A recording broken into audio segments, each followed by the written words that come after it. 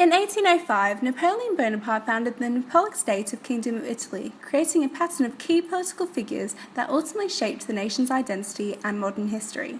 Today, we would like to focus on the period between the 1860s and Italy's mobilization into the Second World War, and how certain political figures and ideologies can be identified as the foundation for Italy's modern history.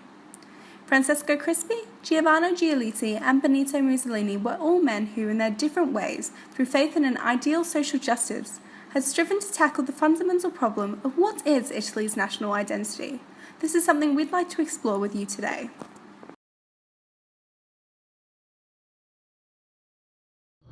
Let's first start with Francesco Crispi. Francesco Crispi was born in Sicily in 1819 and was a lawyer by trade. He planned and led the Sicily Uprising in 1849, which kick-started a series of revolutions that culminated in the unification of Italy in 1861. He was a dominant political leader in the late 19th century Italy and served 2 terms as Prime Minister from 1887 to 1891 and 1893 to 1896. Originally an enlightened Italian patriot and Democrat liberal, he went on to become a bellicose authoritarian prime minister, an ally and admirer of Bismarck.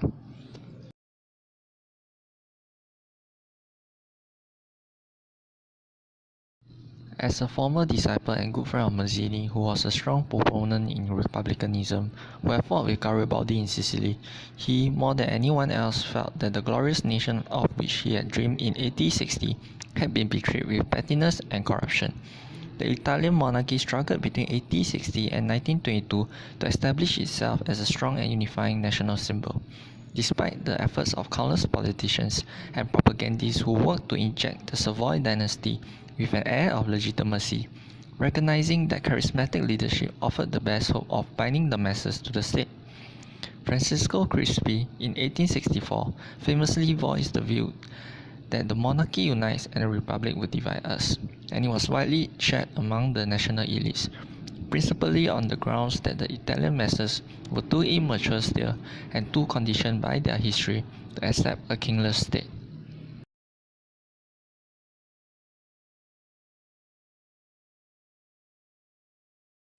Francesco Crispi formed a totalitarian and authoritative government. He increased militarization of the country and performed excessive warmongering. Crispi's energetic reform program and warmongering arose from a belief that Italians had failed since 1860 to develop a sense of loyalty to the country's institution and to think in national terms. His reign was widely known as the blackest years of the Italian economy. Crispi was partly to blame for it. He did not have time for the economy. He regarded Italy's problems as more moral than material in character, and his belligerent foreign policy raised the specter of war and undermined business confidence. Investment in industry, which had been so vital to the boom of the early 1880s, dried up, while the tariff war with France, provoked by Crispi for largely political reasons, resulted in a dramatic slump in exports. His main focus was in foreign affairs. Crispi claimed that France was incorrigibly hostile to Italy for historical and geopolitical reasons, and because of Italy's dispute with the Vatican, and would seek any pretext to attack. However, this was mainly a projection of his own aggressive ambitions. He believed that Italy could only achieve its full potential as a nation at the expense of France. Both countries were natural rivals in the Mediterranean, and as long as France, with its great military and revolutionary tradition, could lord it morally over Italy, Italians could never develop a sense of their own worth, according to Crispi.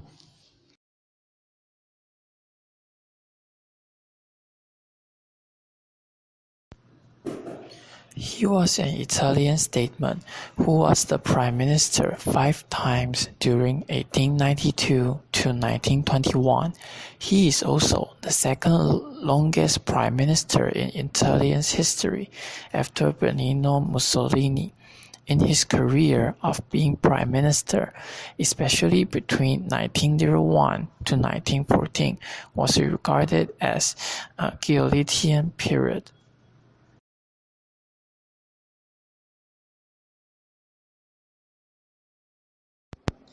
During the Giolittian era, there were still lots of strikes launched by workers. Central to Giolitti's strategy was the government's neutrality in labor disputes, which is totally different than before, for the police and army had in the past been extensively used to dissolve strikes and intimidate workers.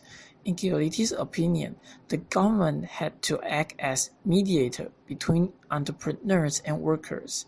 Giolitti did not confine his goodwill towards the working classes simply to non-intervention in strikes. He introduced a new law to restrict children of age 12 from working and women from working over 12 hours a day in 1902. In addition, in order to guarantee workers to rest, a policy for workers to take a rest at least once a week was established in 1907. Giolitti once said that keeping wages down might serve the interests of the industrials, but it could not be in the interest of the state. It is unjust, and even more than that, an economic and a political mistake.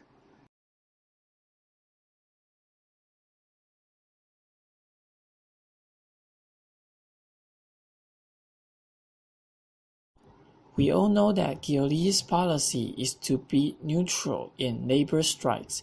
Therefore, while Mussolini developed fascism and party, instead of forbidding, Giolitti encouraged them to develop at the beginning. The fact caused that Mussolini's influence on Italia's sociality increased as time goes, which eventually causes Italy and Germany to launch the World War II.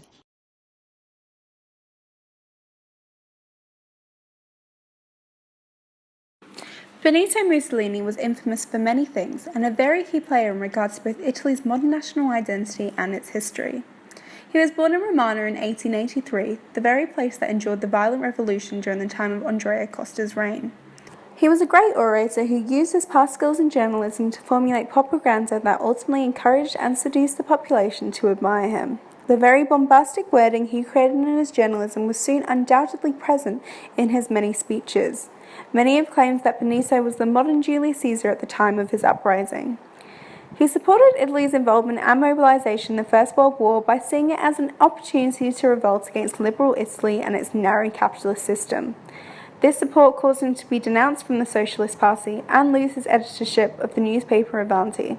The losses, however, caused him to take a new nationalist approach to politics and start a newspaper called the Popolo d'Italia, advocating for militarism and becoming the foundation for the fascist movement and its rise to power.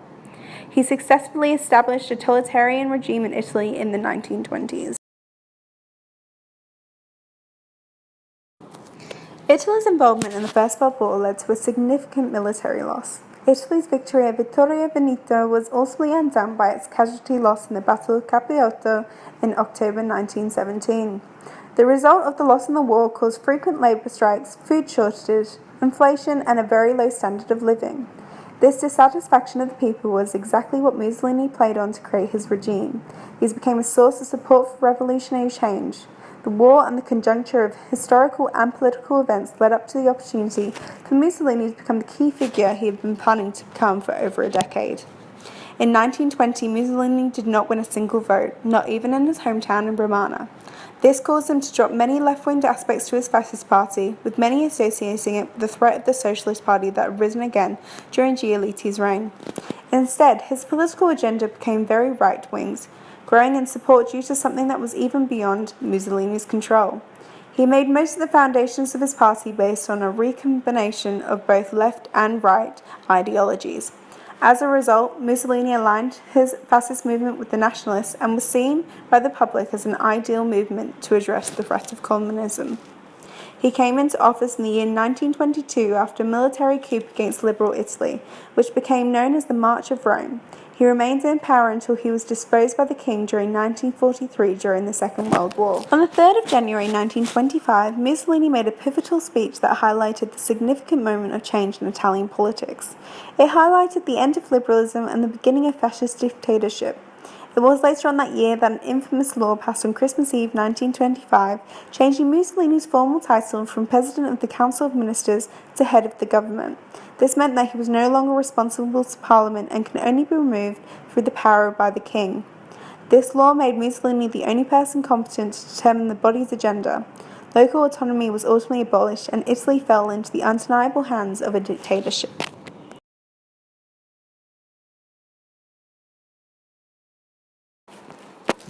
Many historians claim that in such a sense Hitler idolized Mussolini and his accomplishments.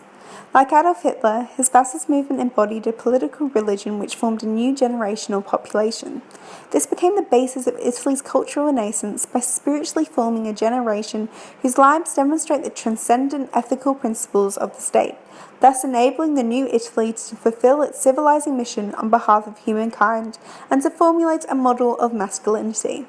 The generation of the new man saw Mussolini quickly become the centre of what was ultimately a personality cult, something transforming Italy's nationalism once again. Crispi, Giolitti and Mussolini each founded their own versions of Italy's national identity, creating a political pattern that dates from the end of the 19th century to Mussolini's fall in 1943. Italy's nationalism, according to fascist politicians such as Giovanni Gentile, was to become the project for making a culture, the consciousness, and the politics of the nation adequate to the new social reality created by industrialization and modernization, highlighting the influence that politics had over Italy's developing national identity. Each politician addressed in this video explored their own versions of this and helped us explore the theory that Italy's politics and the activism of key political players adapted not only Italy's modern national identity and history, but as a result influenced the modern history in Europe itself. We thank you for listening and we hope you enjoyed learning about Italy.